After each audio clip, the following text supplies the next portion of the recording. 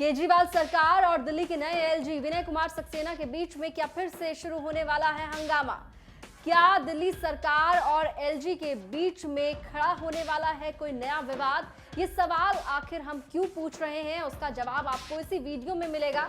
आप देख रहे हैं दिल्ली तक, मैं हूं आपके साथ अनुराधा तंवर। दिल्ली सरकार पर बड़े ही गंभीर आरोप लगाए हैं भारतीय जनता पार्टी ने। 20 जून को बीजेपी ने एक प्रेस कॉन्फ्रेंस की जिसमें बीजेपी के सांसद मनोज तिवारी, दिल्ली बीजेपी के अध्यक्ष आदेश गुप्ता शामिल थे। इस प्रेस कॉन्फ्रेंस में दिल्ली सरकार पर, अरविंद केजरीवाल पर, उनके मंत्रियों पर आरोप ये लगाया गया कि 1256 करोड़ रुपए का घोटाला किया है। 7 ऐसे अस्पताल के बारे में बताया गया जिनके लिए टेंडर निकाला गया 1256 करोड़ का, और ये बताया जा रहा है कि वो अस्पताल तो अभी बने ही नहीं है, वो अस्पताल तो हवा में है।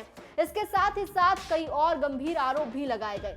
और आपको बता दें कि इन तमाम आरोपों को लेकर बीजेपी ने शिकायत की एलजी से और जांच की मांग की, जिसके बाद एलजी ने जांच के आदेश दे दिए हैं एसीबी को, और उस जांच को लेकर अब सवाल खड़े किए हैं दिल्ली सरकार ने।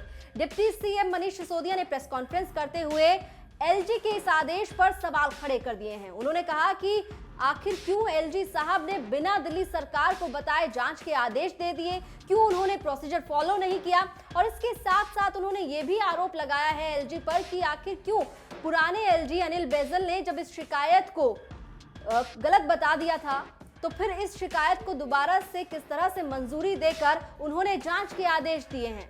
क्या कुछ कहा है मनीष सिसोदिया ने, वो सुनिए।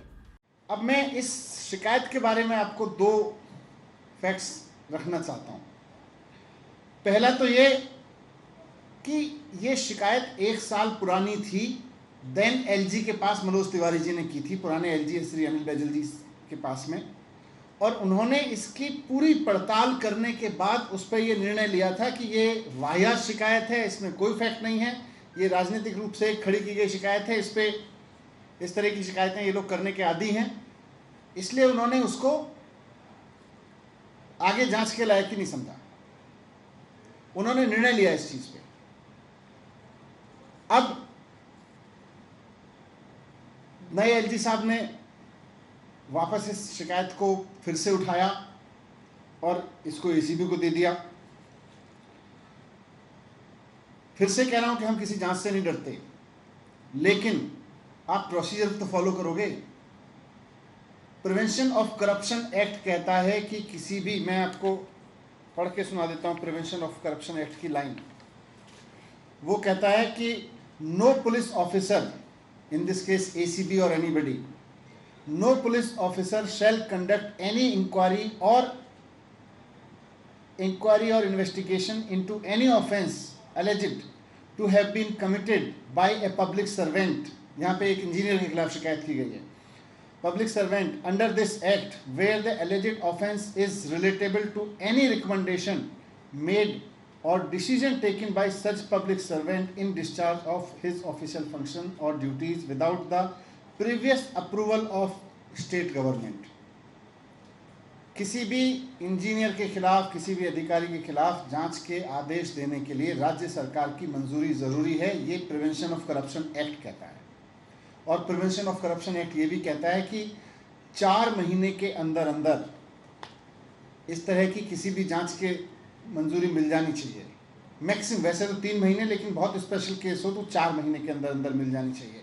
केंद्र सरकार ने प्रिवेंशन ऑफ करप्शन एक्ट में शिकायत करने के और उसकी जांच कराने के लिए पूरा 3 सितंबर 2021 को लेटेस्ट एसओपी बना रखा है, लेकिन इसको वायलेट करते हुए एलजी साहब ने बिना राज्य सरकार से पूछे हुए सीधे उसको एसीबी को दे दिया, उसको एंटी करप्शन ब्रांच को दे दिया, एक पुरानी शिकायत को जो साल भर पुरानी थी, जिसको देन एलजी साहब खारिज कर चुके थे।